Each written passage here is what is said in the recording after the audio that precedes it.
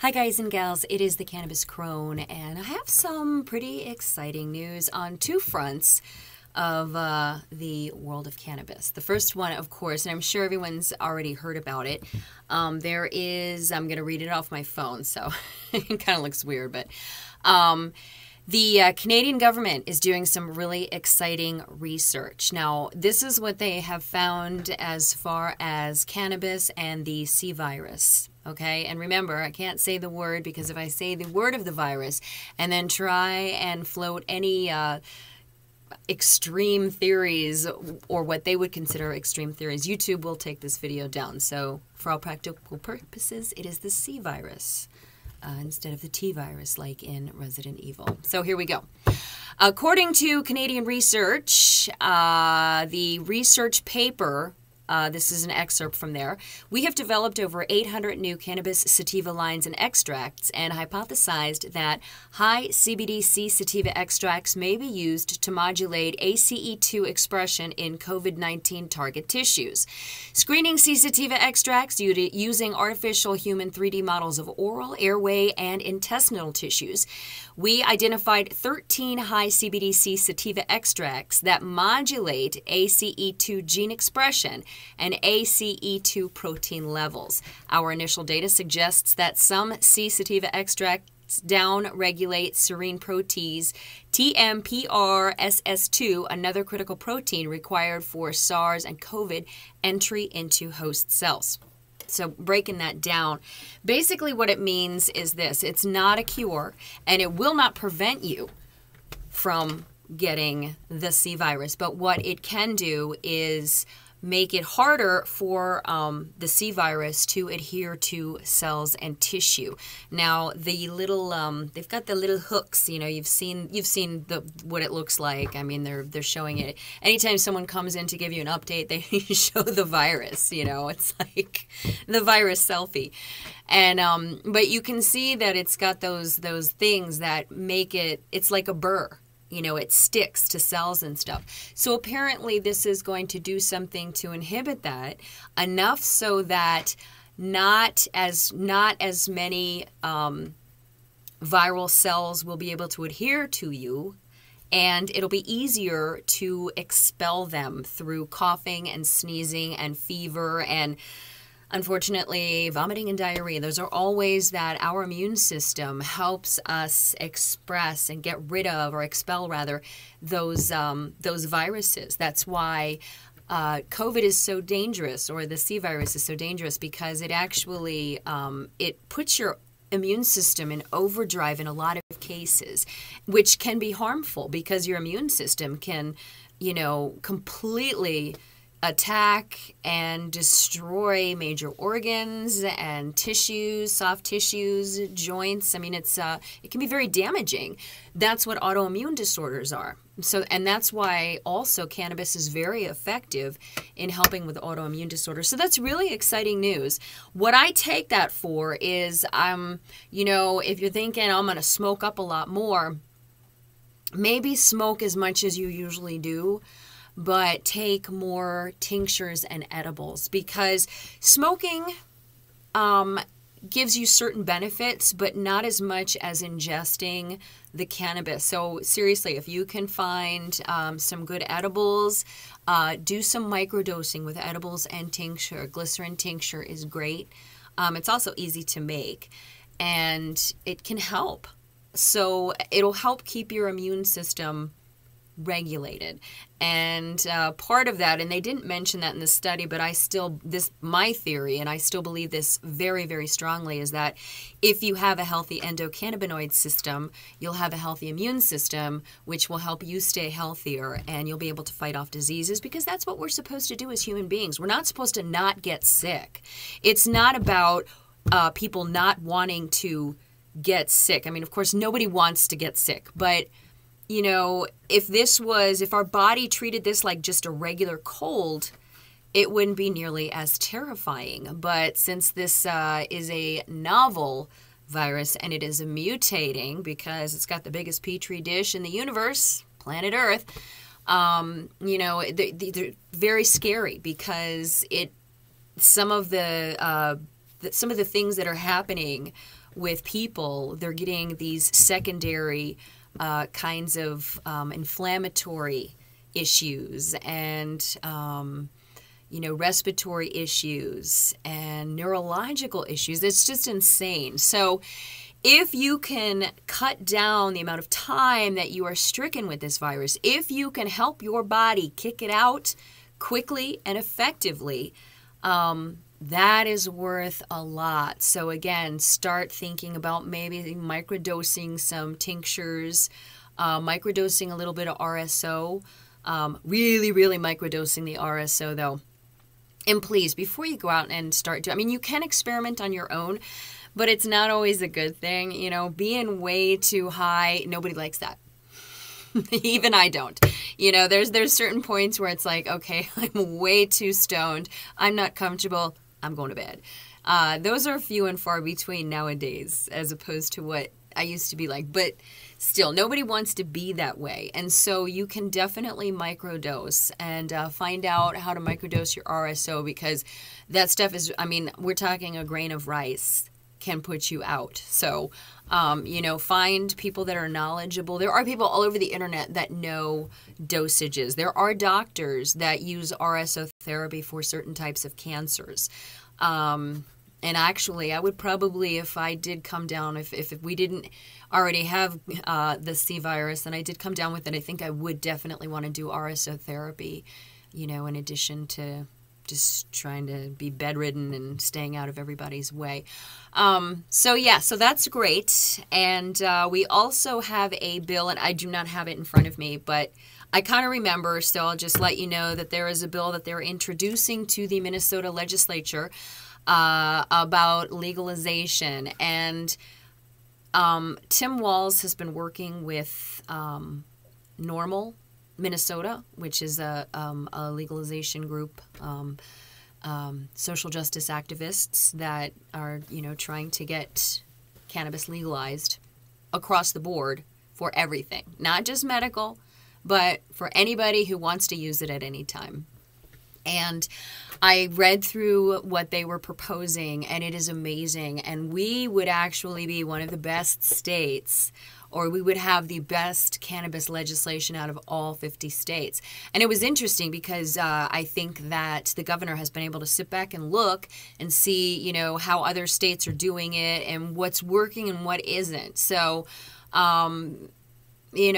it's great. There's a clause in there for growing. I believe every adult will be allowed to grow 8 plants, 4 flowering and 4 behind the flowering. So, your little, you got seedlings and then you've got your flowering buds. You can have 4 of each. That's incredible. They're talking about expungement of criminal records that deal solely with marijuana.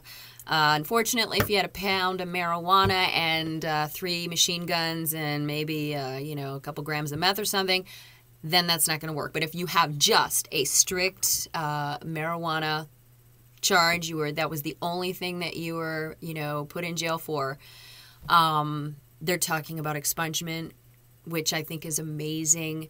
There's also some language in there that helps the marginalized communities that have been affected by the war on drugs negatively. So if there is a place in one of these neighborhoods where a minority wants to start a dispensary, they will be given more kind of fast-tracked, to make up for all of these horrible social justice issues that have occurred because of the war on drugs, and how many people have been sent to prison for a plant, and it's just ridiculous.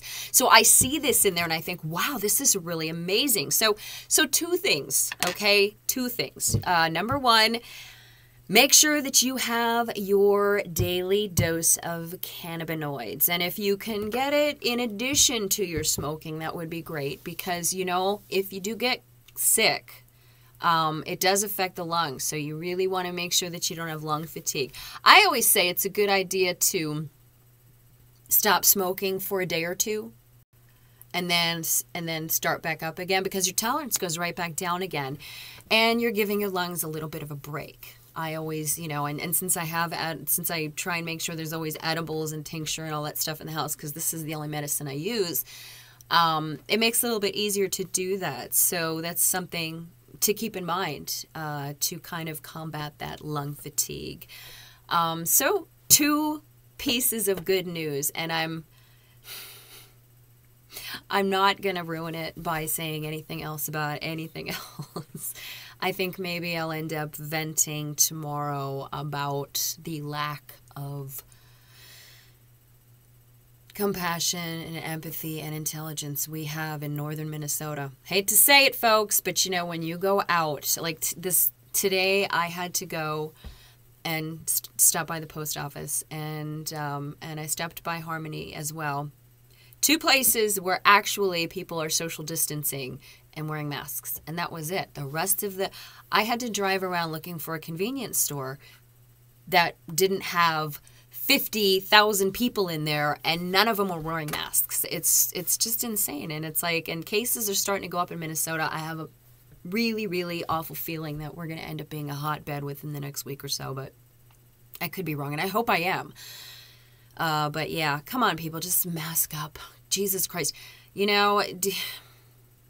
I feel like my rights are being violated because I have to wear a mask. Are your rights being violated because you have to wear a seatbelt?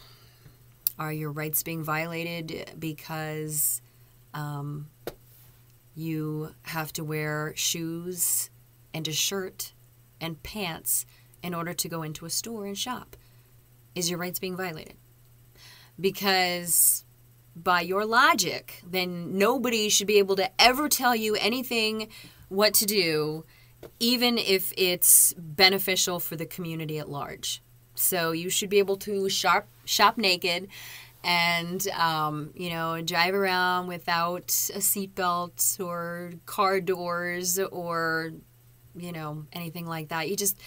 It's just the very logic of it floors me. And I know I said I wasn't going to do this, but I just want to make one point. We have had many crises in America.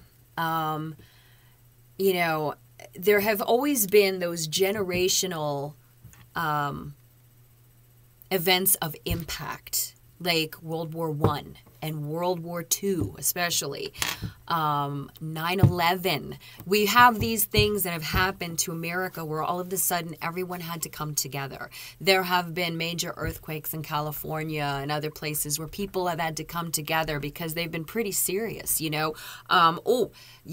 had the tornadoes, all the tornadoes that were hitting in Oklahoma, and there's just so many things that where you see the example of people coming together. 9/11 was a big one, though. I mean, everyone was a patriot. If the government would have said, y'all have to go around wearing no pants at all because that's going to help us get rid of terrorists, you would have seen a lot of ass that next day.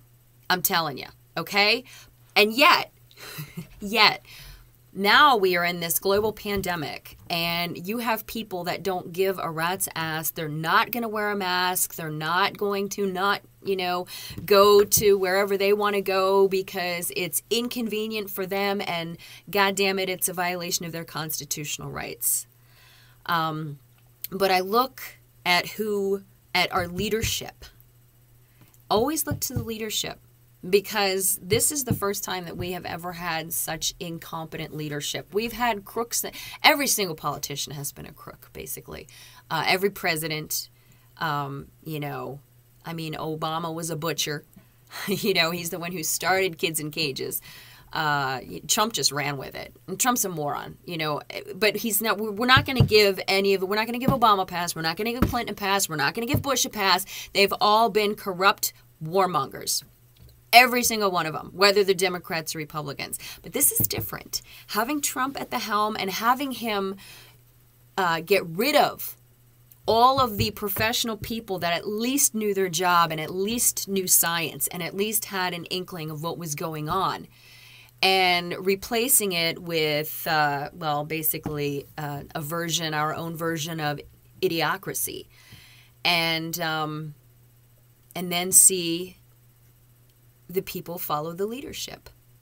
And that's what they're doing by being selfish pricks, running around without wearing masks or social distancing or gloves or anything like that, saying that it's a hoax and the world is doing it because they want to make Donald Trump look bad. Talk about it. Narcissistic thought there. Yeah, they just want to make me look bad. That's why they manufacture this global pandemic that is killing millions, whatever. So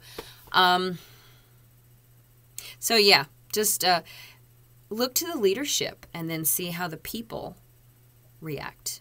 And right now, we're reacting like a rudderless, psychotic boat heading straight for a big iceberg. We are the Titanic, and we're seeing it coming. So anyway, good news, and on a good note, the good news is that you can make yourself a little bit safer and a little bit better off fighting a virus by making sure your endocannabinoid system is fed well. And Minnesota is developing some really cool legislature. Now, if it passes, that would be really great, because we would definitely have the best cannabis policy in all 50 states, and people would be coveting what we're doing. So I'm crossing my fingers on that. Stay safe, stay healthy, and I love you guys. Smoke them if you got them, or eat them if you got them, or ingest them if you've got them.